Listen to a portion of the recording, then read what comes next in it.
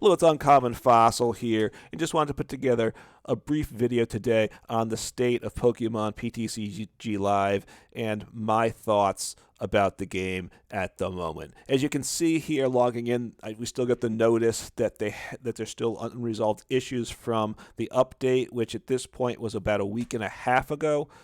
So there's still issues. They say they're working on it, which is good. Not working on it as quickly as I'm sure we'd all like. And they do say, note though, that that we will receive compensation for the issue. So that's a nice thing, and that's something that I didn't expect to happen, I got to say, because it is a beta. Issues are to be expected. Oh, this is more of an issue than really they should be having. So hopefully it gets resolved soon. So I got to say I'm down on live for two things. One, because of the issues with games freezing up and such isn't fun. And then also the number of decks I have to choose from is very limited. I really have 3 decks. Lugia Archeops is just an upgrade to the free deck you get starting off.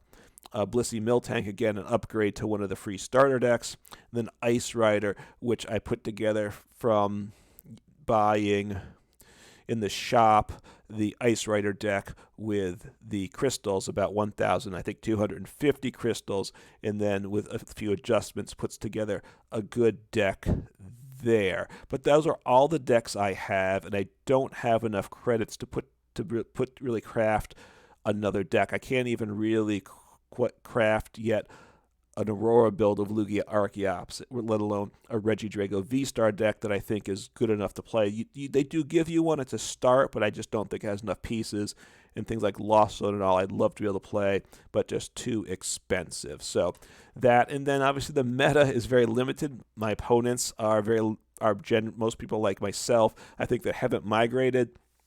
So you see a lot of Lugia matchups. It gets boring and gets a little frustrating. So I'm down on it for that reason. I think what I'm going to do is back off on live for now. I'm going to come in each day and do the daily challenges. That usually takes a couple of games. So I would every day you should when you log in, take a look at what the quests are, because sometimes you might need to adjust the deck you're using to get what you need. This day I need to use 2 abilities, pretty straightforward, although the Ice Rider deck will get that one the quickest, and then put 4 Pokemon V into play.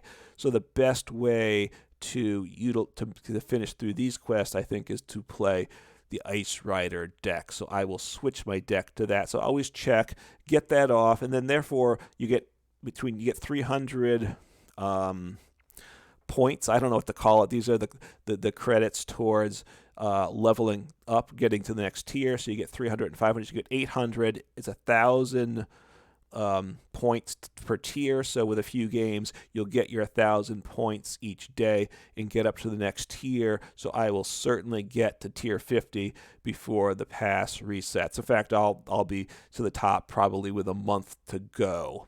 So I think I'm just going to pull back my live play to completing the daily quests and call that a day, because I'm kind of frustrated by the issues in the game and just the limitations on the decks I can play in the decks my opponents are playing. I'm going to continue to log into PTCGO every day. I encourage you to do that, because you do get the little daily reward with that, which will then, every 5 days you get a free pack. That's nice.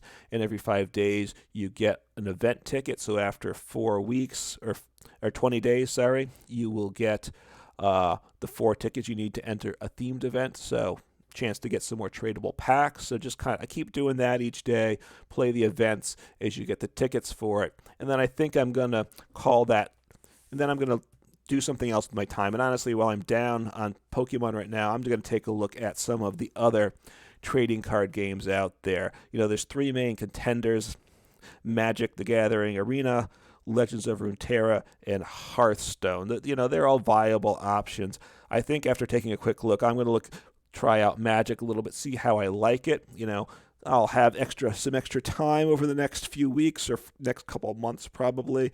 Is it's going to take a while before I get some other good decks to play in live. So getting to learn another game, I think, is a good use of my time rather than playing Pokemon Live and being frustrated. So just sharing my thoughts with you. Hopefully Pokemon gets this resolved soon, and hopefully I do get to build some other competitive decks, which I will then make videos on as I get to. Take care.